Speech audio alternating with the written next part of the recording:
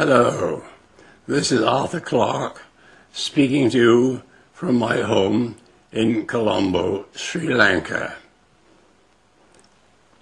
As I approach my 90th birthday, my friends are asking me how it feels to have completed 90 orbits around the sun. Well, I actually don't feel a day older than 89. Of course, some things remind me that I have indeed qualified as a senior citizen. As Bob Hope once said, you know you're getting old when the candles cost more than the cake. I'm now perfectly happy to step aside and watch how things evolve. But there's also a sad side to living so long. Most of my contemporaries and old friends have already departed. However, they've left behind many fond memories for me to recall. I now spend a good part of my day dreaming of times past, present and future. As I try to survive on 15 hours sleep a day, I have plenty of time to enjoy vivid dreams. Being completely wheelchaired doesn't stop my mind from roaming the universe. On the contrary, in my time, I've been very fortunate to have seen many of my dreams come true. Growing up in the 1920s and 30s, I never expected to see so much happen in the span of a few decades. Well, we space cadets of the British Interplanetary Society spent all our spare time discussing space travel. But we didn't imagine that it lay in our own near future. I still can't quite believe that we've just marked the 50th anniversary of the space age. We've accomplished a great deal in that time, but the golden age of space is only just beginning. After half a century of government-sponsored efforts, we are now witnessing the emergence of commercial space flight. Over the next 50 years, thousands of people will travel to Earth orbit and then to the moon and beyond. Space travel and space tourism will one day become almost as commonplace as flying to exotic destinations on our own planet. Things are also changing rapidly in many other areas of science and technology. To give just one example, the world's mobile phone coverage recently passed 50%, or 3.3 billion subscriptions.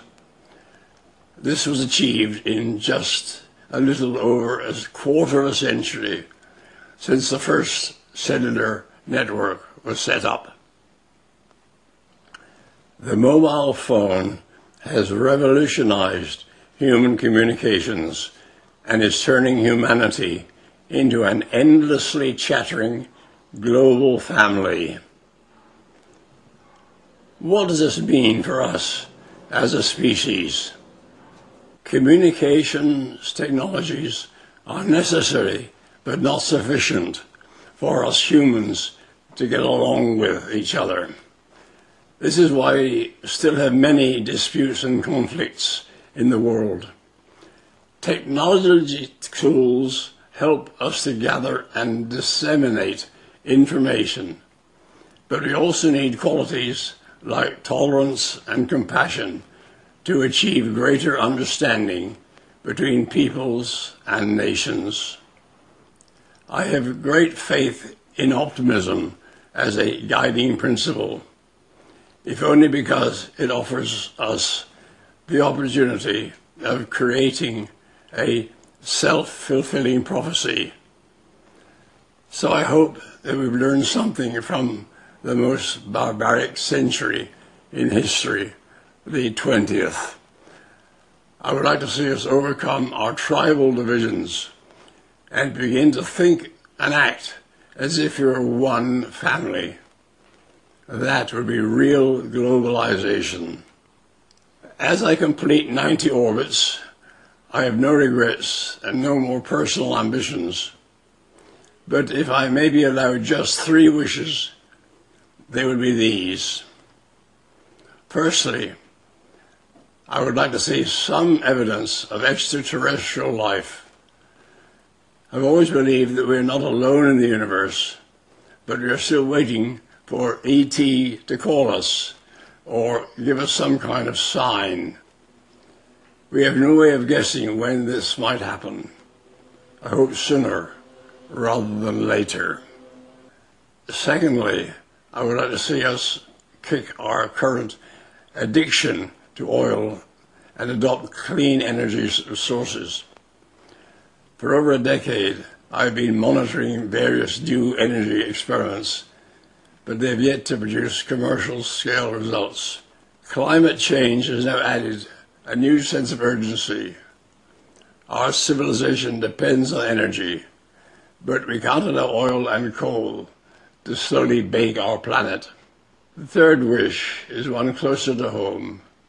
I've been living in Sri Lanka for 50 years, and half that time I've been a sad witness to the bitter conflict that divides my adopted country. I dearly wish to see lasting peace established in Sri Lanka as soon as possible, but I'm aware that peace cannot just be wished. It requires a great deal of hard work, courage, and persistence. I'm sometimes asked how I would like to be remembered.